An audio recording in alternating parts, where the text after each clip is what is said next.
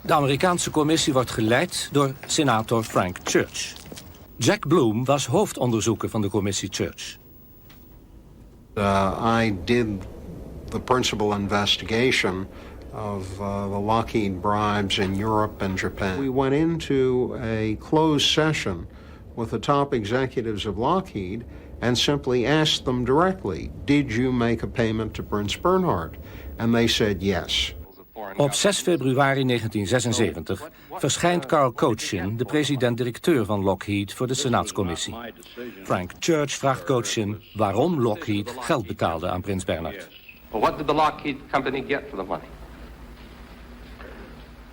Well, I believe that it was as I mentioned earlier, to establish a climate of goodwill and a climate in which our product would receive adequate exposure, and hopefully we would make sales. Wouldn't you call that a bribe? I think, sir, that as my understanding of a bribe is a quid pro quo for a specific item in return, and I would categorize this more as a gift. You gave the money because you expected a certain favorable consideration. Yes, sir. In connection with the possible sale of Lockheed aircraft to the Dutch government. Yes, sir. When the American congressional committees started investigating the Lockheed scandal in the mid-1970s, they came across several references in the Lockheed papers to a high Dutch official. It emerged that the high Dutch official was Prince Bernhard, that Lockheed had paid him $1 million in 1960 through a number of intermediaries, and then a little later in 1968 had paid $100,000 to a Swiss bank account. In 1974, there was another enormous push by Lockheed to sell a huge number of planes to Europe and to the Netherlands. And in 1974, Bernhard sent a handwritten note in his own handwriting to Lockheed, effectively reminding them of their cooperation in the past, of how friendly they'd been, of their business arrangements, and suggesting a commission arrangement by which Lockheed would pay him a very substantial sum of money. Dat briefje is afkomstig uit de archieven van Lockheed. Lockheed looked at this request from Bernhard and decided that it was simply far, far too much money to pay. And after a difficult meeting with Bernhard and a number of telephone calls, they told Bernhard, sorry, the deal is not on, we cannot pay you this money. As a result of that, Bernhard writes a second letter to Lockheed, again in his own handwriting. And I'll read you what he says.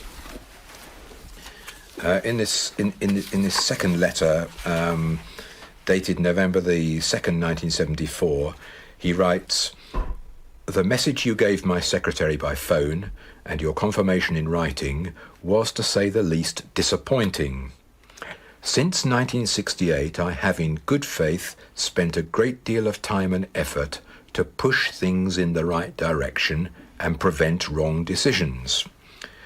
He says he's done this because of his old friendship for Lockheed and based on its past actions. And then he writes, "So I do feel a little bitter. It would never have happened in the days of Bob or Cortlandt Gross. It wouldn't have happened in the old days when he had a direct relationship with the Lockheed bosses. He's a very bitter, cross man because Lockheed have turned down his suggestion." So they decide that what they will do is offer him not $4 to $6 million, but $1 million, providing their aircraft are chosen. In the event, the Dutch government chooses other aircraft and does not buy from Lockheed. And so, in the event, that $1 million is never paid to Bernhard, which is perhaps quite fortunate for him, since only a year or two later all these scandals began to emerge in public. So were you surprised then when the Donner Committee in the end concluded that they could not prove Bernhard had taken the money? Yeah, we were very surprised. I mean, it just seemed to go so much against the evidence, both the written and Kochian's sworn testimony. And all I can tell you is that we walked out of that meeting, that executive session, and I don't think there was a single person who was in that meeting who was not convinced that Prince Bernhard had indeed not only been offered, but received payment from Lockheed. Can you remember what the conclusion was as far as your committee was concerned on Bernhard? We had no doubt in our minds that he had received the payments from Lockheed, and that was about as far as we went. I'm certain that the people at Lockheed were certain that Prince Bernhard got the money. They certainly thought that they had sent him money and that he had received it and that he was helping them for having received it. On September the 2nd, 1960, Prince Bernhard met secretly with Robert Gross, who was the big boss of Lockheed. They met at a secret location in Rome. They were the only two men present, so nobody knows exactly what was said. But only a few days after that meeting, Robert Gross sent Bernhard a telegram suggesting that his lawyer, Lockheed's chief lawyer, Robert Bixby Smith, should come to the Netherlands and meet Prince Bernhard at the Soestdijk Palace and discuss how the $1 million would be transferred from Lockheed to the Prince. And again, so far as we know, only the two of them were present. This time, however, we do know what was said because Bixby Smith, a day or two later, sends a written report back to his bosses at Lockheed describing in great detail precisely what was said. And what he reports is that Bernhard had asked him to go to Switzerland to meet Bernhard's own right-hand man, a Mr. Pansulichev, and Pansulichev would give him the number of a secret bank account in Switzerland into which the money would be paid. The arrangements all appeared to go very smoothly. They picked up the secret bank account number in the way that Bernhard had arranged, and within a few days, a first tranche of $300,000 was paid by Lockheed to this account. A second tranche was paid in 1961, a year later, and the remaining $400,000 was paid in 1962. So it all went very well. The money all was transferred from Lockheed to this secret account. He was a white Russian émigré. He had been involved with the Bernhard family for very many years, so he was a very trusted companion. He was a very close member of the royal household and one who could be trusted to undertake secret missions. Bernhard was to claim that he knew nothing of Pansulichev's involvement. This rather stretches one's credulity. He was much too close to Bernhard to be acting independently, and the claim that he was acting independently simply did not accord with the documented evidence that came out in the Lockheed papers. Fred Moser was a friend of Bernhard. They'd been friends since the Second World War when they'd met when they were both serving in the RAF. Moser had gone on to work for Lockheed and had been used because of his extensive contacts in Europe to set up the network by which payments were made to various important European figures.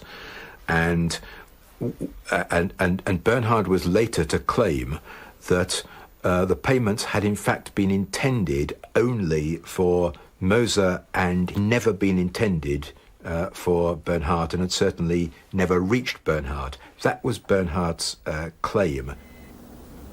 Moser became Bernhard's only alibi, because without that alibi, what other possible explanation could there be of Pantulichev's involvement other than that he was acting directly on behalf of Prince Bernhard? The story that Bernhard and Moser put together was that at the meeting, the secret meeting between Bixby Smith and Bernhard, Bernhard had not actually given Bixby Smith the name of Pantulichev, but had handed a sealed envelope to him, which had contained Pantulichev's name, without Bernhard actually being aware that the name was in it. This was the story that they put together.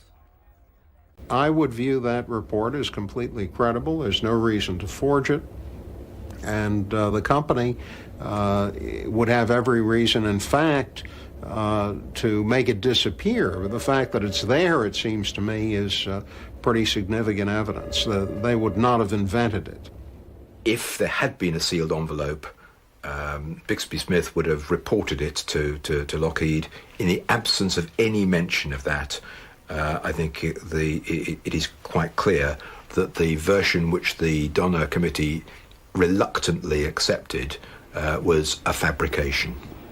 When the Donner Committee investigated these matters, its report was a brilliant piece of writing, because it just stopped 1 millimeter short of saying that Prince Bernhard was corrupt and had accepted illegal payments or had accepted bribes. They were reluctant to conclude that Bernhard was a liar, which was the only other conclusion that could be drawn. I think it was very traumatic in the Netherlands at the time.